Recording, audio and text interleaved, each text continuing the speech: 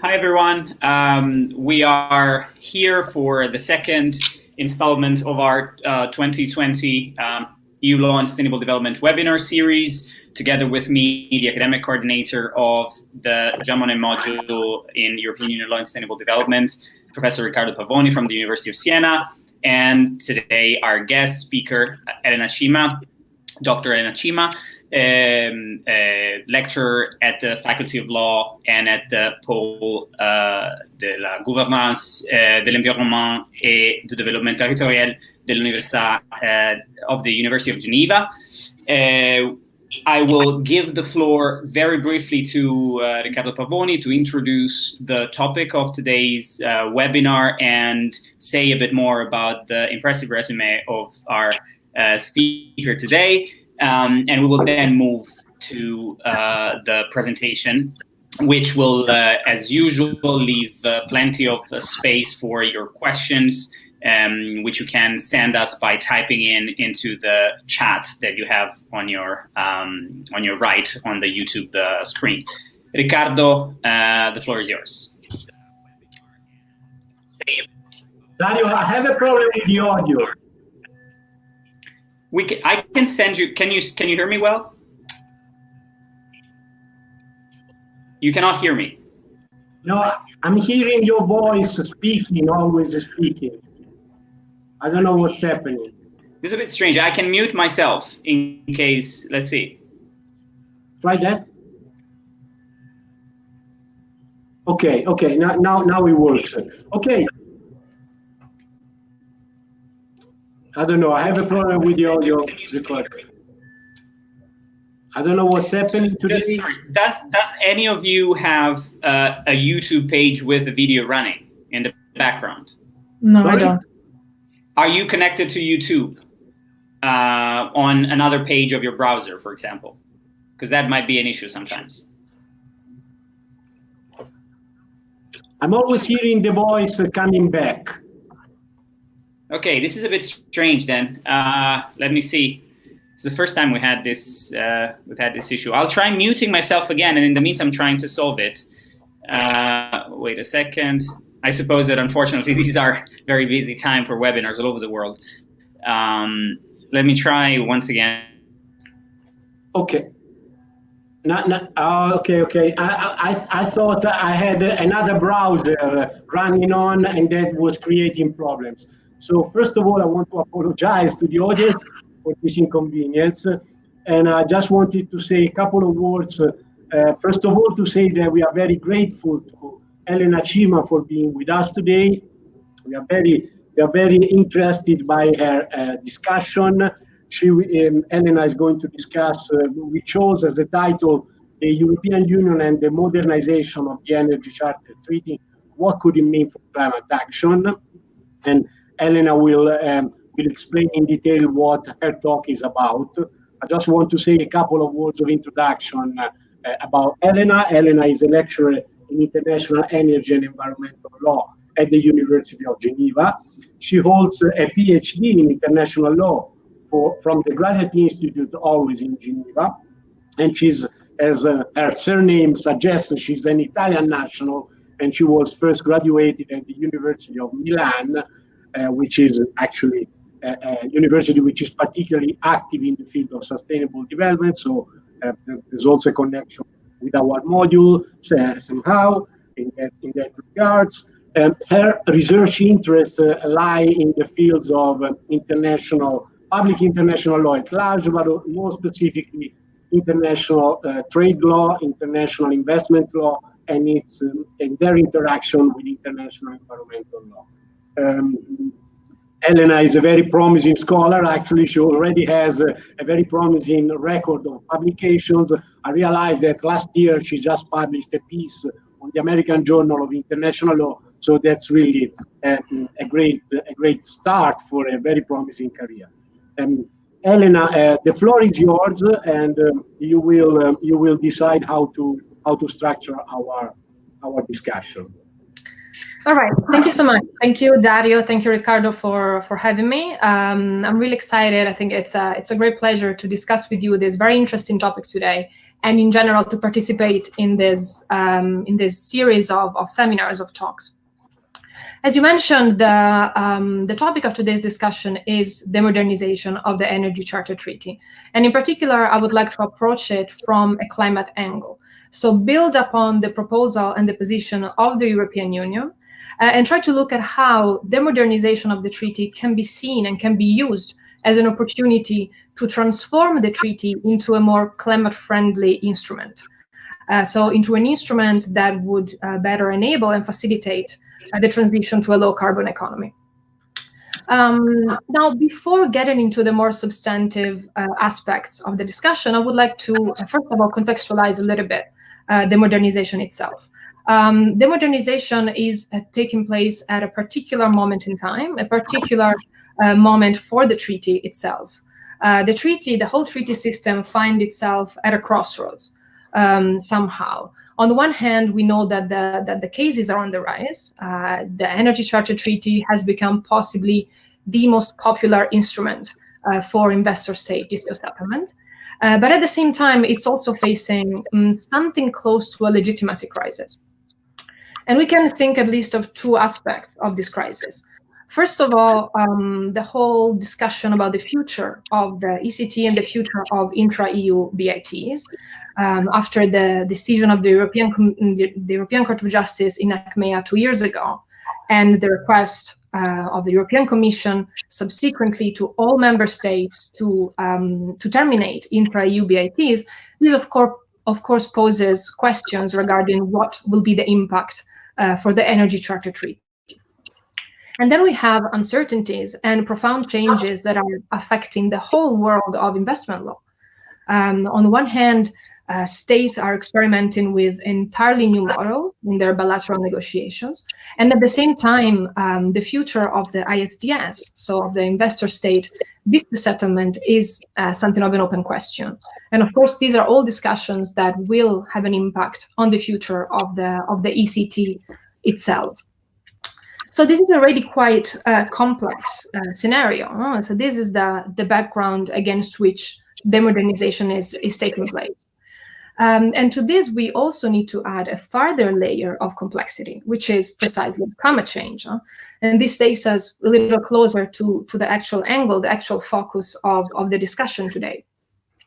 This might sound as a truism, but there is no doubt that climate change has become today one of the most pressing, one of the most urgent issues from an environmental and a developmental perspective that are facing the international community.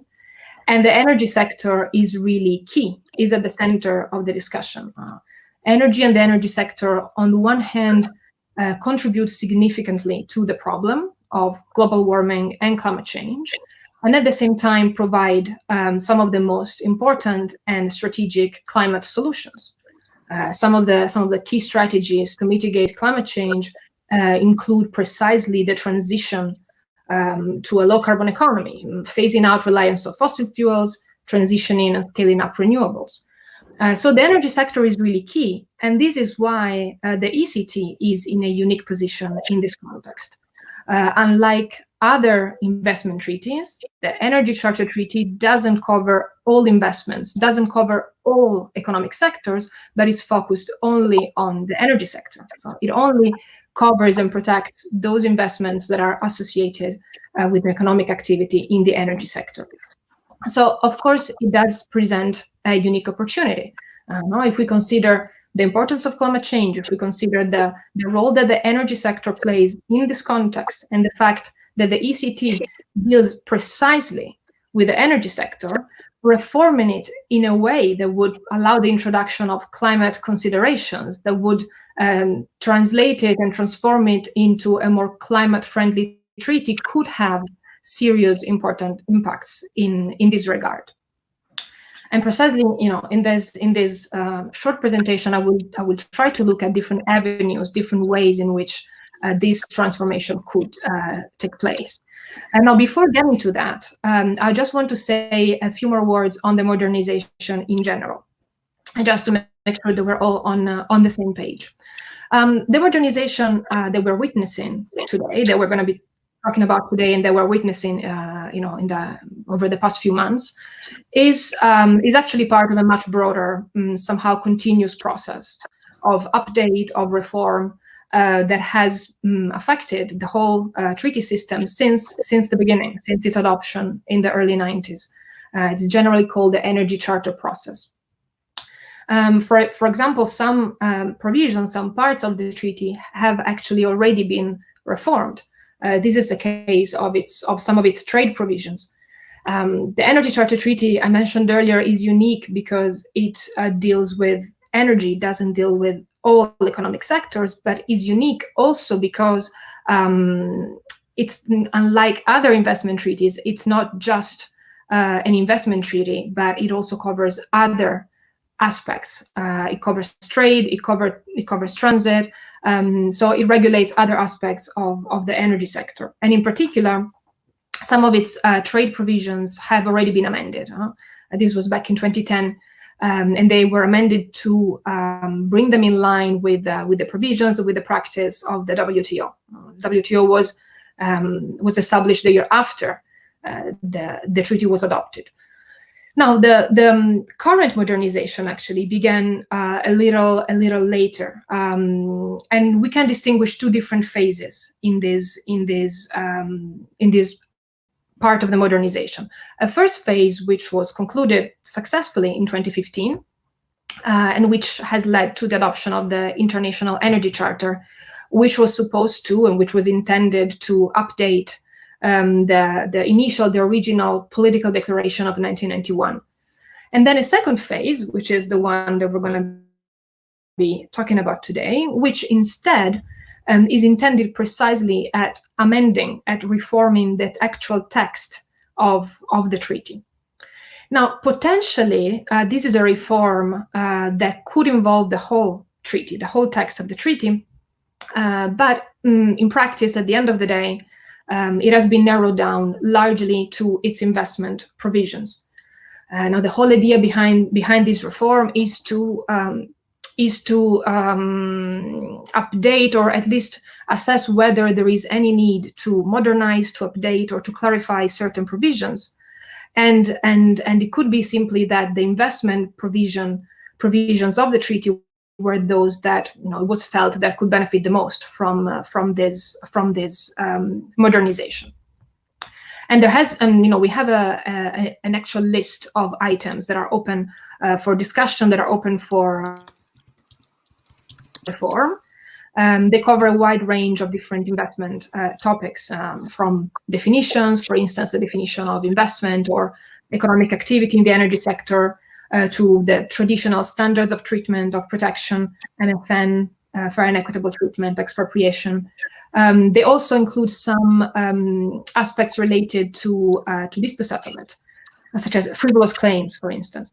Now, the items do not include the possibility to reform ISDS in general, and this actually makes sense. I mean, this absence has been criticized, but it does make sense to a certain extent, considering that discussions on the reform of the ISDS are already taking place in other fora, and therefore these would avoid unnecessary duplications.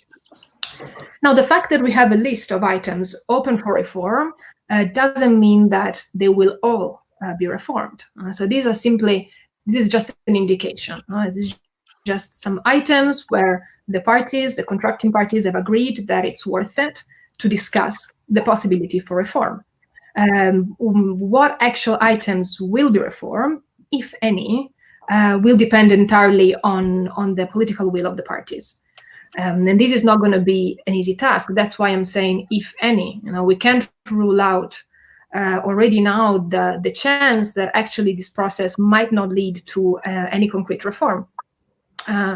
Article 36 of the treaty requires unanimity of the contracting parties present and voting in the Charter Conference. So, of course, it's not going to be easy to reach consensus on each of these items, or just on even just a few of them. And it's not just a matter of the number of parties that we have, which is almost 60 right now, but it's also a matter of the fact that they have very diverging opinions. regarding what the reform should look like and what should be the result of the reform. The Charter Conference has actually compiled a very nice document that combines all the different proposals and positions of the contracting party, and we can already see from there that the parties have very different opinions. Some of them don't even think that a reform is needed. So, of course, this is a significant step. It's not just a step in the process, because it could lead potentially to the actual reform of binding obligations for the parties. It could lead to an amendment of the treaty. It could lead to the adoption of an additional instrument, whether legally binding or not. But as I said, it could also lead to nothing concrete. Now, why is it need for a reform? Why is it important to have a process of modernization of the treaty right now? Well, the whole idea of the Energy Charter process, and actually the conference has been very vocal about this all along the way, is the idea that the treaty should always reflect new developments, new challenges affecting the international energy markets. Now, there is no doubt that in the 30 years that have passed since the adoption of the treaty, a lot of things have changed. Investment practices have changed. The practice of investor-state dispute settlement has changed. The way in which investment provisions are interpreted, applied, or even drafted has changed. And this is evidence from a new generation, let's say, of investment treaties and agreements that really go beyond what we find in treaties signed in the 90s, including the ECT. But it's not just a matter of investment. The energy sector has evolved as well, has changed. The energy sector that the contracting parties were looking at in the early 90s mostly relied on the fossil fuel industry. Now, today, the situation is different. We have an increasing number of activities that actually relate to renewable energy, energy efficiency, conservation, and so on and so forth. So the treaty should be able to adapt and to reflect all these developments, all these changes. And then, of course, what greater challenge for the energy sector than climate change? There is no doubt that it's a challenge that is relevant to the energy sector, given, as we were saying at the beginning, the relevance of the sector and this dual role that the sector plays in the context of climate change, both part of the problem and the solution. And there is no doubt that this is a new challenge, a new development. This is not something that the contracting parties were concerning themselves with when they were drafting the treaty. In the early 90s, when the parties first got together to discuss the Energy Charter Treaty, climate change wasn't their most pressing concern. Of course, it was already a concern for the international community. In 1992, we have the adoption of the United Nations Framework Convention on Climate Change.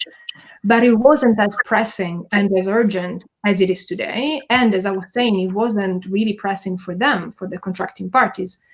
The whole idea of the treaty back then was to initiate a certain level of cooperation between Eastern and Western Europe, mostly to ensure energy security, so security of supply, to guarantee Western European countries access to energy resources in Eastern Europe, protecting their investments while doing so, and in return, granting Eastern European countries access to Western markets.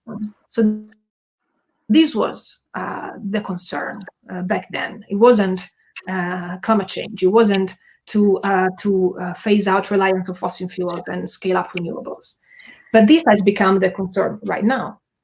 Cooperation in energy remains important, remains crucial, not so much, or at least not only for energy security reasons, but also precisely for climate reasons, precisely to allow for this transition to a low-carbon economy. And the treaty should reflect, to a certain extent, these developments. And this is precisely the starting point of the position of the European Union.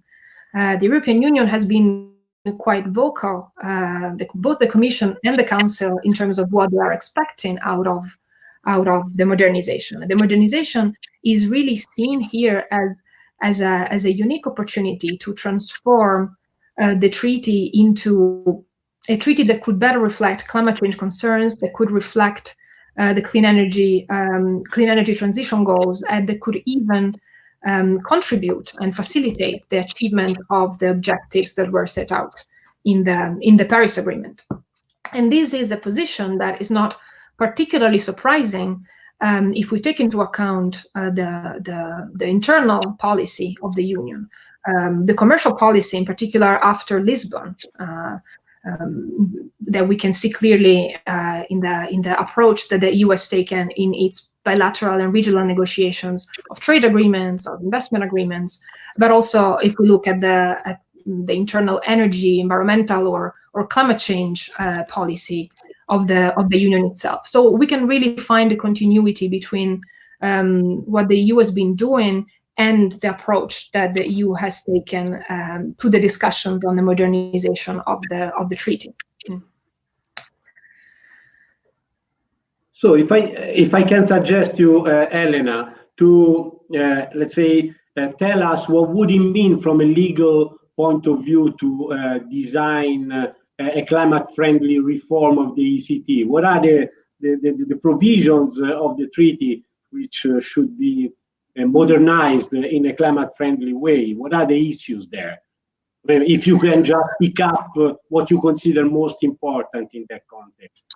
Sure. This, in terms of what could be done concretely in terms of amending or reforming certain parts of certain provisions of the treaty, at first this seems like a very challenging task, and I'm sure it is a very challenging task, in particular because none of the items that have been identified as open for reform and discussion explicitly mention climate change or renewable energy or any of these concerns that I've just mentioned. But this shouldn't be too discouraging in the sense that there are quite a broad variety of other items, of other elements, definitions, clauses that the countries are willing to discuss and possibly to reform that actually could be used to integrate, to incorporate some climate considerations and could be reformed in a more climate-friendly manner. Now, a way that we could proceed in doing so is, first of all, identifying what are the existing shortcomings or, from a climate perspective in the text of the treaty. So what in the treaty today acts as an obstacle to the transition to a low carbon economy. And once we have identified these shortcomings or these obstacles, then which of these items could be reformed and how in order to address these shortcomings. And in terms of obstacles, I can think at least of two main obstacles. One or shortcomings as well from a climate perspective. One of them is very unique to the Energy Charter Treaty and has to do with its scope of application. And this is something that has been pointed out quite often recently, which is the fact that this is an energy source neutral treaty. This is a treaty that doesn't differentiate, doesn't distinguish investments based on what energy source, which energy source they involve. So there is no way to distinguish in the scope of application of the treaty or in any of the standards of protection low carbon energy investments from carbon intensive energy investments. Once an investment can be qualified, can be defined as an investment associated to an activity in the energy sector, an economic activity in the energy sector, all the standards of protection, all the procedural and substantive rules apply in the same way. Of course, this, on its face, it can be simply seen as non-discriminatory, as leveling the playing field between all different types of energy resources, all different forms of investments and activities, and therefore quite immune to criticism. But it is true that from an environmental and a climate point of view, it is problematic. Treating all energy sources, all energy investments in the same way, it doesn't, of course, directly or actively undermine developments of investment, for example, in the renewable energy sector. But indirectly, it actually does. Why? Well, because we need to take into account the specificities of the energy sector. The energy sector, we still have a predominant role played by fossil fuels, by the fossil fuel industry, and renewable energy producers still face higher costs actually, and very challenging economics. And all of this, if all of this is not taken into account, and if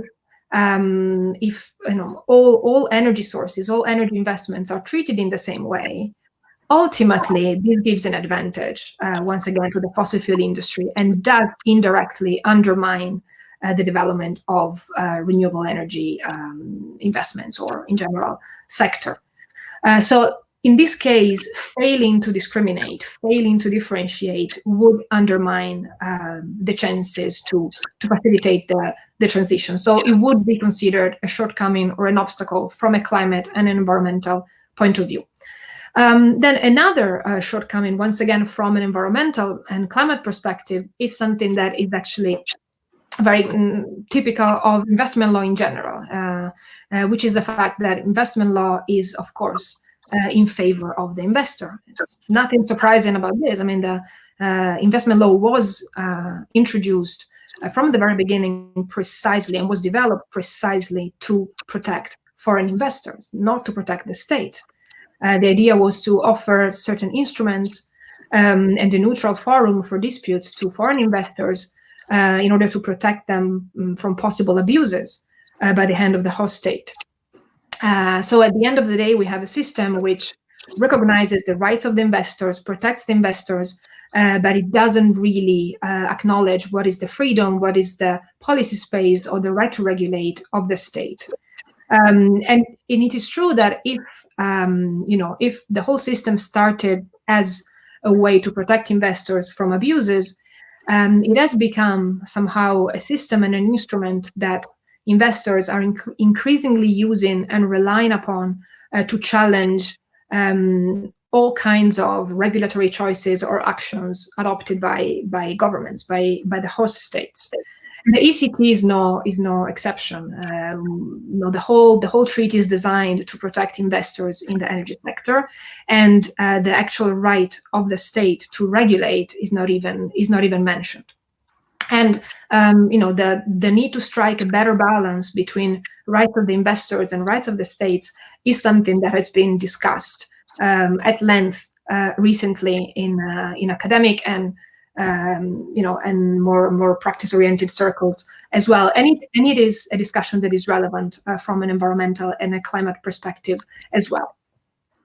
So once we identify, for example, these two shortcomings, these two obstacles, then we move to the next step, let's say, in the next stage. So what of the items that are actually open for discussion and for reform could be reformed in a way that would allow to address these obstacles or shortcomings?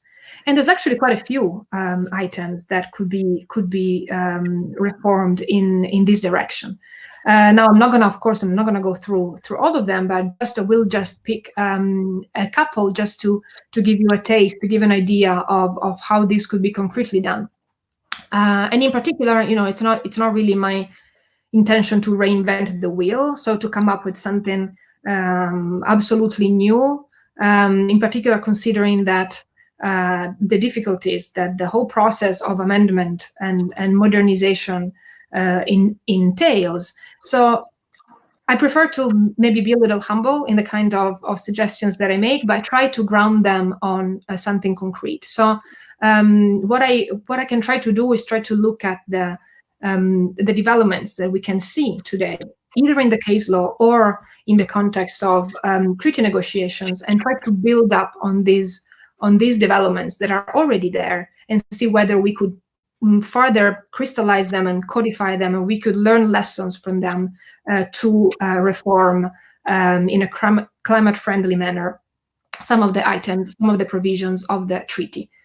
So the first thing that comes to mind when I think about the first obstacle that I mentioned, which is the energy source neutrality of the treaty, and the fact that it doesn't allow for environmental differentiation. So it doesn't allow to distinguish investments or treat them differently based on the environmental impact, the environmental footprint, the carbon footprint of the activity involved. Now here, it will be interesting to see how to amend, how to reform the MFN clause, so the most favored nation clause, and in particular the whole concept of like circumstances. The whole idea behind the MFN clause is basically the requirement for the host state to treat in the same way or in similar ways those investors that are found to be in like circumstances, so to avoid discriminating. And one step that could be interesting from a climate perspective would be to allow discrimination, to allow differentiation when the activities of the investors have a different environmental or carbon footprint or impact, arguing that precisely they are not in like circumstances. So environmental considerations could or should inform the analysis and the application of this idea of like circumstances. Now, in this case, we have a quite clear development in the case law, actually.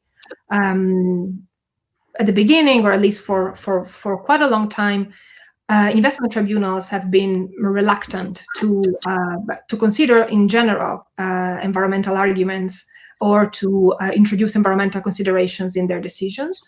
And even in the context of the MFN clause, they have been quite reluctant to accept the arguments of the respondent state that there was actually no discrimination precisely because the investors were not in like circumstances because of their different environmental impact.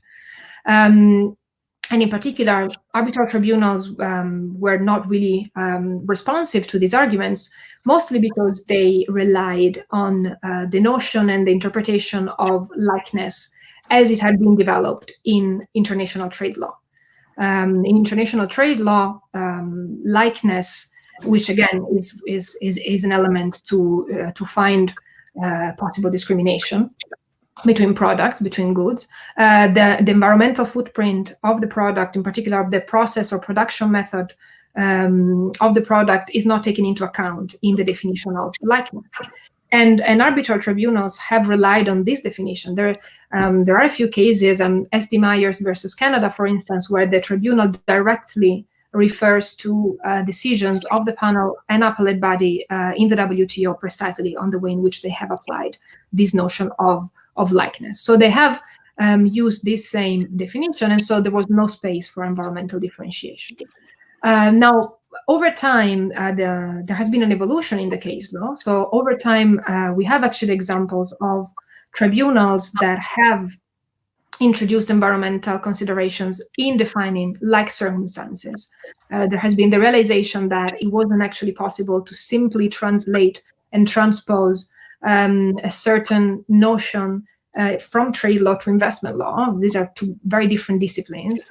And the environmental impact of an activity actually does play a role in the context of investment law and arbitration. And tribunals have started to actually rely on an assessment of the environmental impact of the activities to determine whether two investors were or not in like circumstances. Again, Methanex versus USA, Park Rings Lithuania, there are quite a number of cases where tribunals have gone in this direction.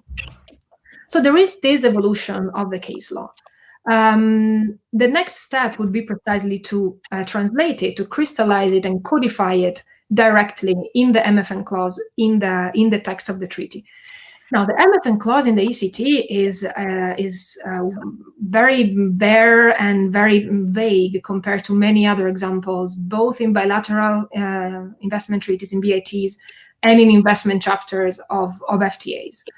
We find a reference to non-discrimination and MFN in Article 10, Paragraph 7, but it doesn't even mention like circumstances. So it's really very, very short, not very detailed and elaborated.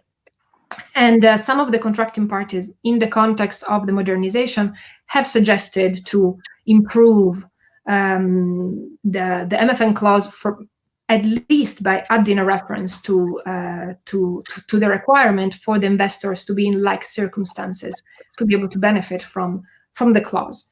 Now, a further step, besides mentioning like circumstances, a further step from a climate perspective could be not simply to mention like circumstances, but to provide a more fine-grained explanation, definition of what actually constitutes like circumstances, allow in this way to keep in separate situations investments in carbon intensive energy or in low carbon energy. And of course, this might seem not necessary because we already have the evolution of the case law. So there is already a certain, a sense of where future decisions might go. But of course, having an actual provision in the text of the treaty would provide for a much more stability, much more predictability, wouldn't actually leave the parties to at the mercy of future tribunals, which might follow this line of decisions, but might also decide to go in a different direction. And so this is, for instance, an example of one of the items, one of the clauses that is up for discussion, which could be amended in a way that would make it more climate friendly, precisely by introducing environmental differentiation. Now, environmental differentiation can be introduced at the level of standards of protection, for example, MFN, but it has been suggested, that it could even be introduced at an earlier stage already when we are defining the scope of application of the treaty. So there have been suggestions to modify, to amend the definition of investment, the definition of economic activity in the energy sector, to already distinguish different types of investments in the energy sector based on precisely on the impact on the environment. And most of these suggestions are based on, again, the EU proposal in the context of the modernization, which refers to the need to amend and reform the definition of investment to facilitate and to incentivize and encourage the transition to a low carbon economy and investment in sustainable energy. Now, when it comes to the scope of application of the treaty and the definition of investment, this is quite an interesting issue, an interesting item, and I can think at least of two different ways in which the existing scope of application as it is defined in the treaty could be problematic from a climate perspective. Now, right now, the definition of the scope of application of the treaty is based on a three-step analysis, in particular on the definition of three elements: the definition of investment, the notion of economic activity in the energy sector, and the association between the two. This provides for a very broad definition. It's generally considered one of the broadest in the whole world of investment law. But it can be problematic from a climate perspective in two ways. One is what I just mentioned. So as some have argued, it lacks environmental differentiation. So it's problematic from a climate perspective that it doesn't distinguish already in terms of scope of application different types of energy investments. But then there is also another problem, another shortcoming from a climate perspective, which is the fact that it is broad, but it was broad in the 90s. It might not actually be sufficiently flexible today. So it is a broad definition. Each of the elements is further explained and defined with exhaustive lists of different activities that help define what we mean by investment or what we mean by economic activity in the energy sector. And it's true that it covers a broad range of activities, but it's mostly those activities that were typically conducted in the energy sector in the 90s. But over these 30 years, we have seen new trends, new types of activities, in particular in the context of renewable energy, of energy efficiency, that don't really fit in these exhaustive lists. So it's true, it's broad, but it might not be flexible enough. And actually, some activities that are relevant from a renewable energy, climate change perspective, actually they might fall out of the scope of application, which means that they wouldn't get the protection of the treaty. And this, in my view, wouldn't require particularly drastic changes to the definition itself. It would simply be a matter of agreeing on adding some further items to the lists, or maybe even better, to kind of reform these definitions so that they're not linked to exhaustive lists anymore, but to provide a non-exhaustive way of defining economic activity in the energy sector, so that it's flexible enough to include and encapsulate even activities that might be developed in the future that we can't even think about today. Now, just maybe one additional example. I mentioned the right to regulate and the fact that the ECT doesn't even refer to the right to regulate, and the fact that this can be seen as the treaty being too unbalanced in favor of the investor. Now, in this case, there are actually many examples in bilateral treaties. In particular, investment chapters in free trade agreements often, in the most recent cases, often contain a standalone provision on the right to regulate. And actually, the right to regulate is one of the items open for discussion. And a few contracting parties have suggested precisely to introduce a standalone provision on the right to regulate. And this could be done, for instance, there are so many examples. Article 8 of CETA, for example, the cooperation agreement between Canada and the European Union, provides for a standalone provision on the right to regulate, which first of all specifies the right to regulate, and then contains a non-stabilization clause.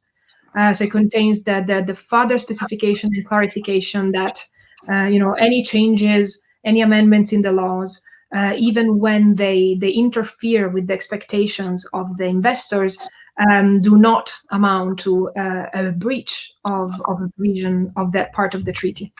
And this also makes it quite interesting, and I could open a discussion on legitimate expectation and the fair and equitable treatment. But so, of course, in introducing a standalone provision on the right to regulate could be another solution, a possible way to really strengthen the idea that states have the right to regulate the environment in particular, and it could even be phrased a little bit more specifically compared to FTAs or BATs, with specific reference to renewable energy, to Paris, precisely because of the energy focus of the treaty itself. Then, of course, it's not just a signal in the treaty, but provisions of this kind can then can be used and relied upon by tribunals when they are interpreting other standards of treatment. This has happened quite a few times, that tribunal has relied on environmental provisions, right to regulate the environment, precisely to give a more environmentally friendly interpretation of other provisions of the treaty itself. And then, of course, the whole discussion on the right to regulate, we could even start talking about expropriation, FET.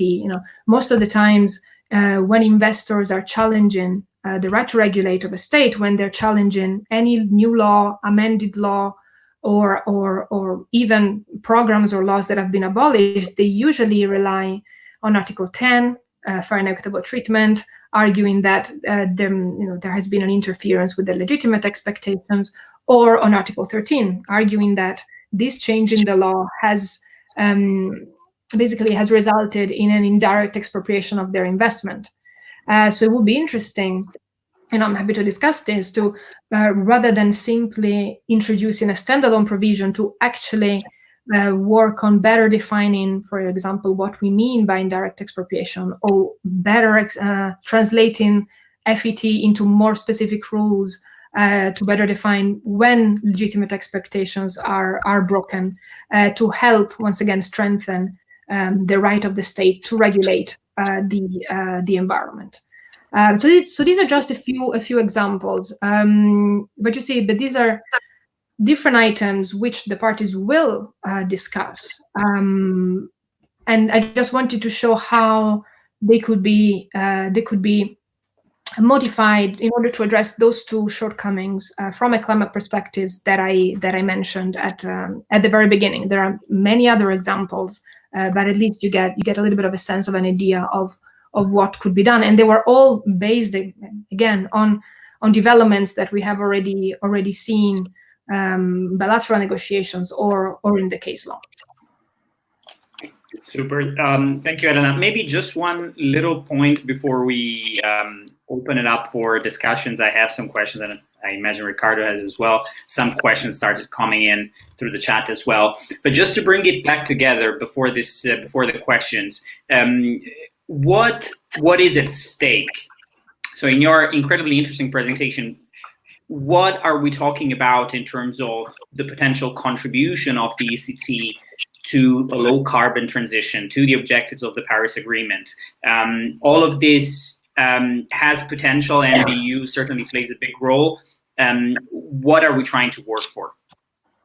Thanks. No, of course. The whole point, let's say, the whole idea of reforming the ECT in this climate-friendly manner would be, in a nutshell, to because precisely of its focus on investment and its focus on energy, to encourage, on the one hand, low carbon energy investments, to discourage carbon intensive ones, and in particular to reduce the gap.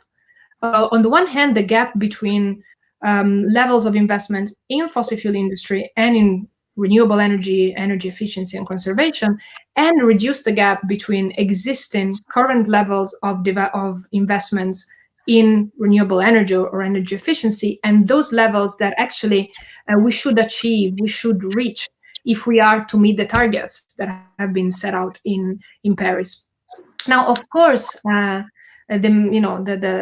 most important probably and the strongest element in attracting certain types of investment is what kind of regulatory framework a state has, the stability, the predictability of the framework itself.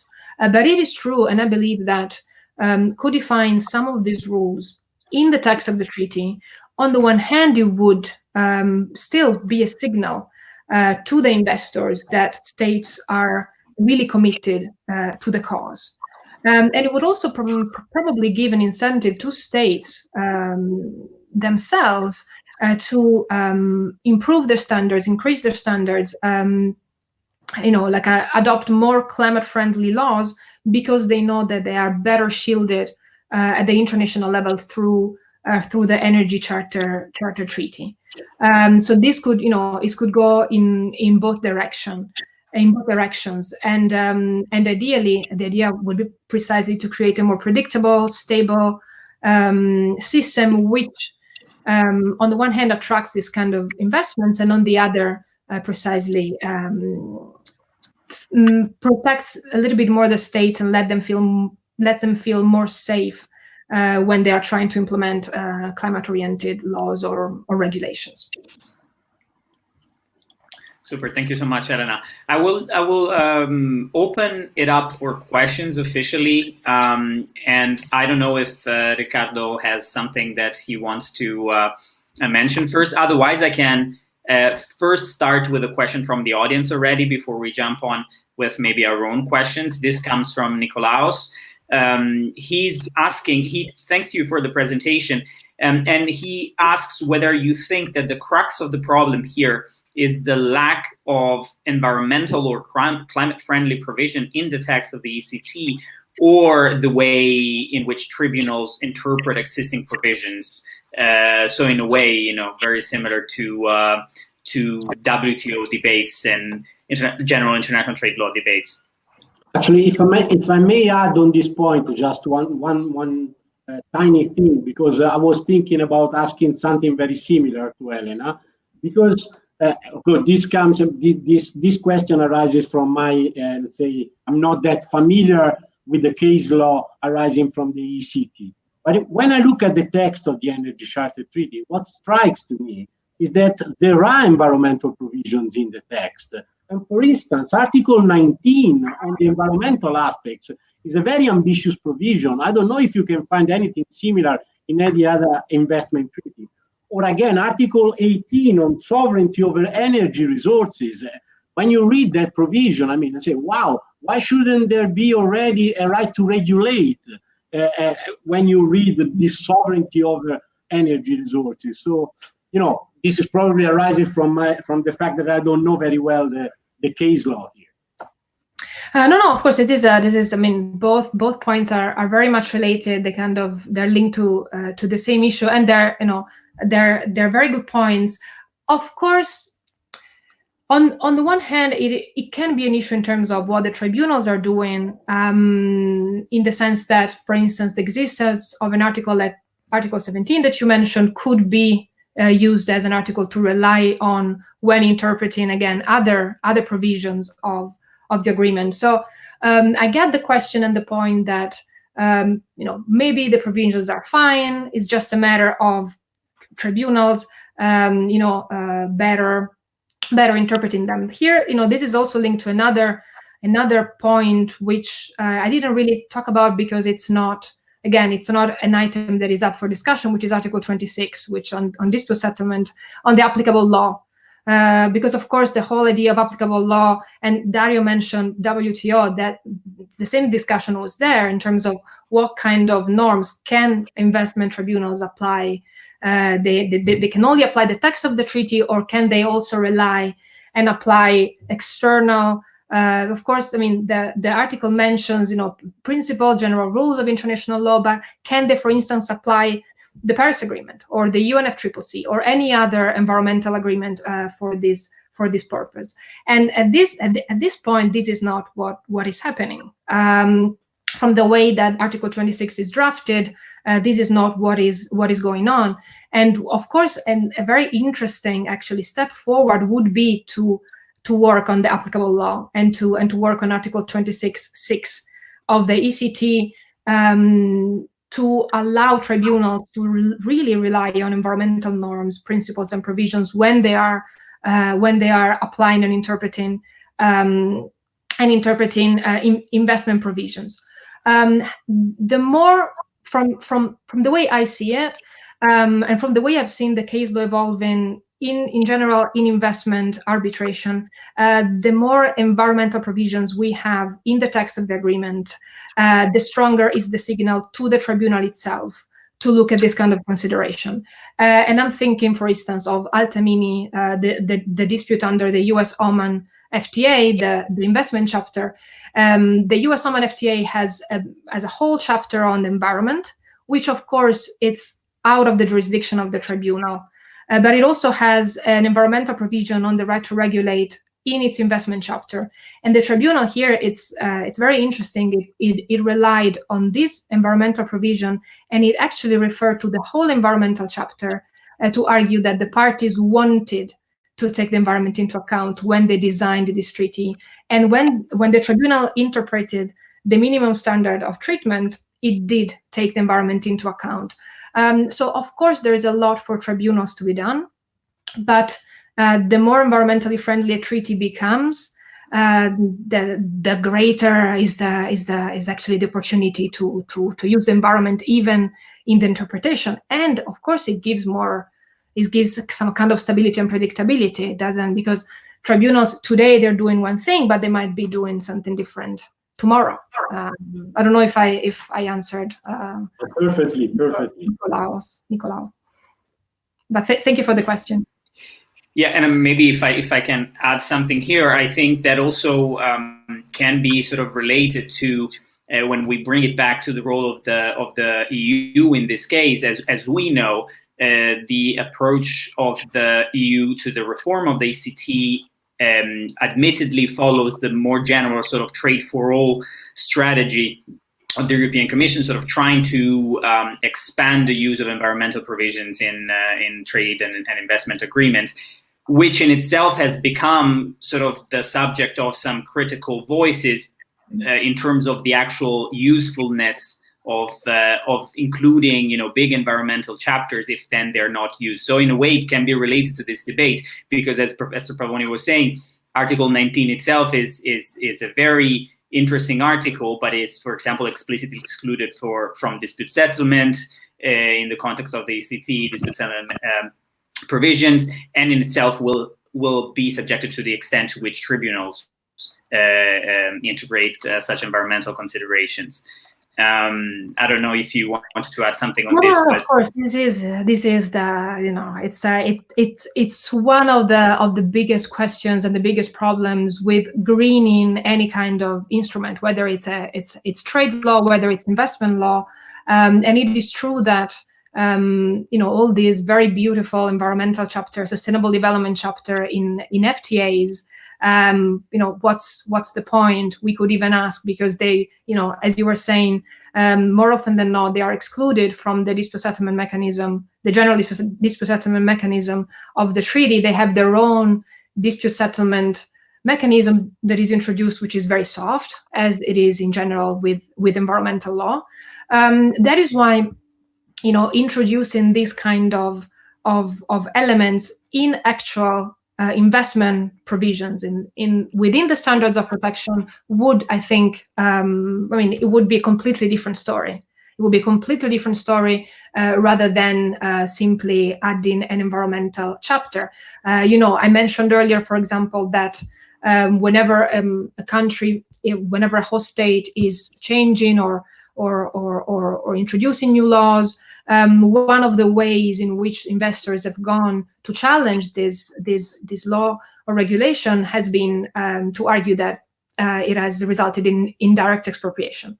And for example, some FTAs, CETA again, but it's not the only one, have introduced carve-outs, exemptions in annexes where they clearly define what indirect expropriation is not, specifying that measures that are adopted for a number of purposes, including environmental protection, is not to be considered indirect expropriation. So providing really more fine-grained definitions within the treaty could, I think, you know, bring us to different, more concrete results than simply having this very, you know, long and nice and beautiful chapters.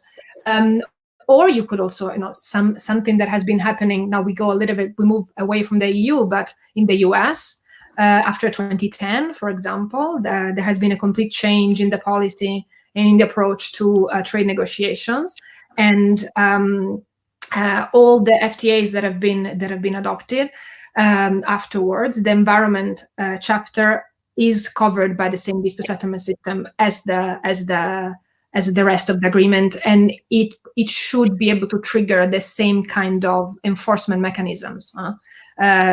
There was even a couple of years ago a trade sanction imposed under the agreement between the US and Peru for forest protection. So there are different ways, but of course, as you were saying, simply having environmental provision is not a solution. So environmental provision should be really thought and designed in a way that are directly applicable by tribunals and that can really affect the concrete application of the treaty, not just for show. Thank you. Absolutely agree with this. Riccardo, do you want to add anything? Otherwise, I just encourage the other viewers and everyone in the audience to type their own questions, because we still have a few minutes if they have any. Riccardo? No, I'm just curious about Elena's views on the possible outcomes of this process.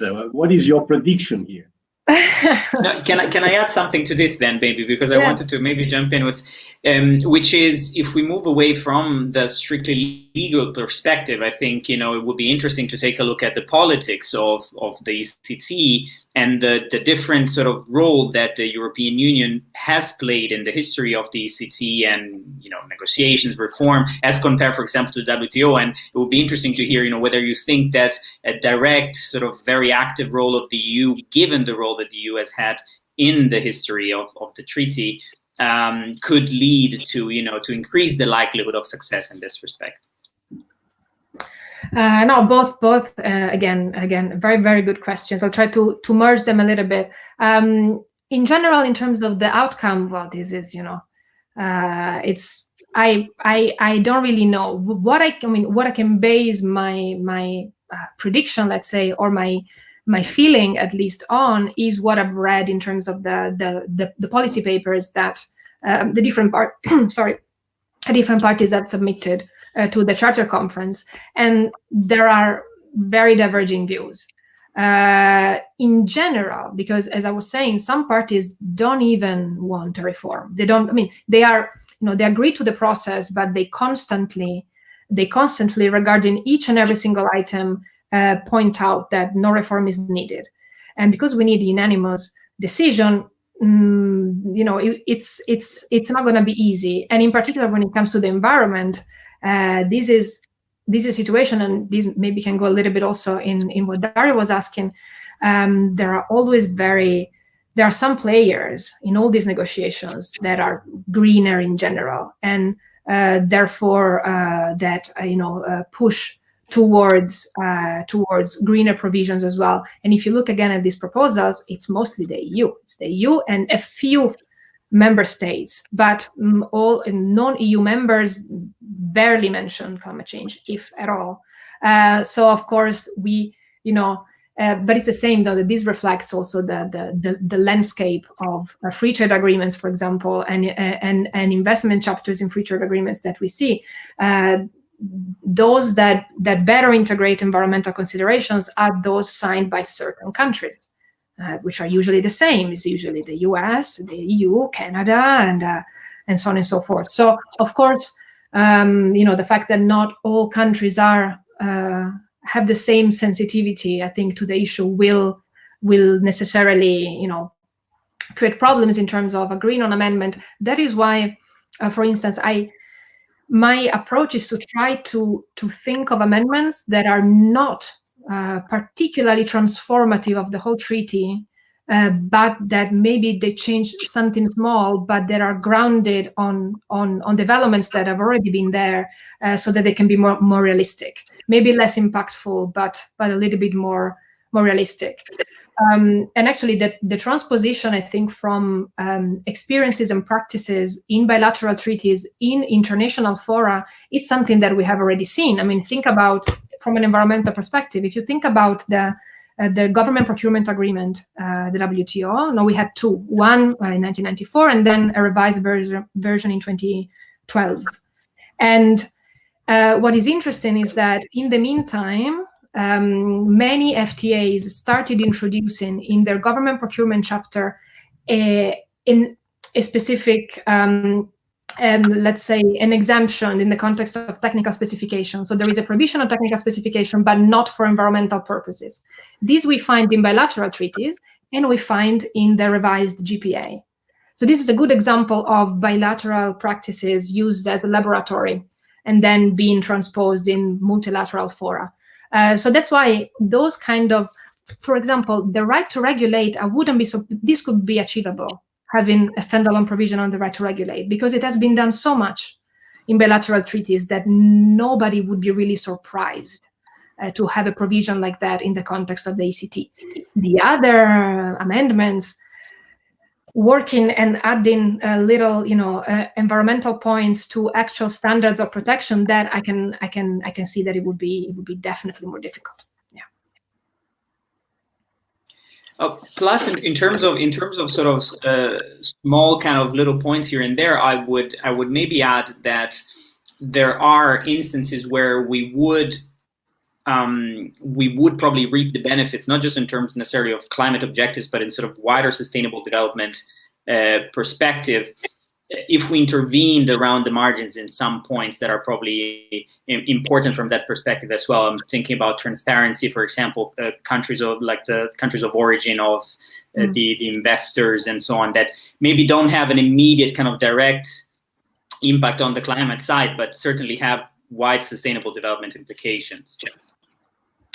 And of course, and there are a lot of also other subtle ways that might not seem beneficial for climate change mitigation, at first, but they might actually turn out to be that way. I was thinking, for example, again, of the fair and equitable treatment, because if one looks at the case law, all these renewable energy cases that have been brought, these were situations where there is an element of right to regulate, but it actually went in the other direction, because those were cases that were brought by investors that had invested in the renewable energy sector because certain countries were offering certain support mechanisms and benefits, and then all of a sudden, as part of the right to regulate, they take away these advantages for economic reasons, financial reasons.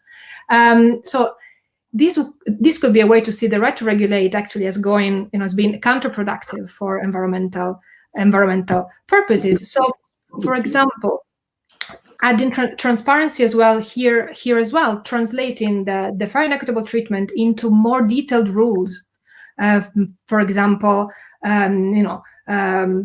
introducing transitional measures, or like a grace period when there is a change in the law, or introducing some safeguards for investors when the law is changed, when it doesn't go in an environmental social direction. These could also be ways that are more subtle, because they're not directly environmental or pro climate, but they would give more certainty and more predictability in terms of when the FET standard has been breached, even in cases precisely where the state is actually scaling back on its support to renewables. So there are many ways, and so this is not climate related, but in the end it might actually help. So there are also ways that are not so blatantly, so obviously pro-environment, and it could be that these other ways actually would have more success, precisely because they're not so obviously environmental, and so from a political perspective it could be maybe easier. Yeah. Super. Thank you, Elena, for this sort of in-depth dive into the topic. I'm still asking anyone to type quickly their questions if they have it. Otherwise, since we are over the usual sort of 1 hour time, we can even start to wrap up. But maybe I wanted to give the floor to Riccardo then for some final thoughts. Yeah, I wanted to. I have the same feeling that we should close our discussion as we promised Elena. It was just about 1 hour discussion, but I think that just trying to wrap up, I think this was very, very interesting webinar. Also from our perspective, from the perspective of the action of the European Union in the pursuit of sustainable development. My feeling at the end of Elena's talk is that something here can and should be done to modernize the Energy Charter Treaty in line with sustainable development goals. And what strikes to me most, I must confess, in Elena's talk was this energy source neutrality of the treaty, which is something which is really untenable nowadays in the light of this emphasis, growing emphasis relating to the fight against climate change. And I think that is something that should be seriously tackled. I mean, to consider that all investments in the energy sector are the same, are like investments. This is something which is simply something which is out of touch with reality. It's out of touch with the most ambitious goals of the international community. So if not by if it's not possible to concretely amend the operative provisions of the treaty, at least an interpretative declaration here should be made by the parties, as it has been done, for example, in the context of NAFTA in the past for other purposes. Something here should be done in order to let's say. I made a search, and for the expression climate change does not appear in the text of the Energy Charter Treaty, and that is something really striking to me, and that is something that needs to be tackled. So it's just a comment, and I will stop here. But let me just say that I'm very, very thankful to Elena for being with us today. No, thank you so much for having me. It's been really a pleasure. It's been a great discussion.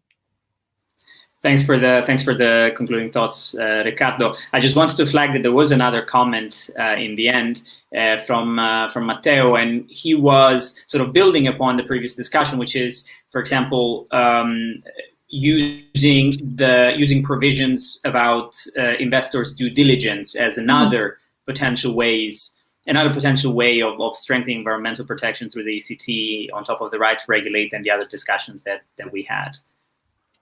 Can I? Yes, absolutely. If you want, yeah, absolutely. Well, of course, I don't want to take too much time. This could be a whole other presentation, actually, because of course, if on the one hand, one way to look at this is by expanding the right to regulate of the state, trying to balance state and investor in the context of investment law, the other way, and there's been so much discussion here at UNCTAD, for instance, on sustainable development, in particular, investment policies, on having not only rights but obligations for the investors as well. And again, we can see this in the case law, the Ecuador cases, Perenco, Burlington, these are cases where we had environmental counterclaims against the investors because of the negative environmental impact that they had on the environment. And due diligence is being discussed, and it's of course another area where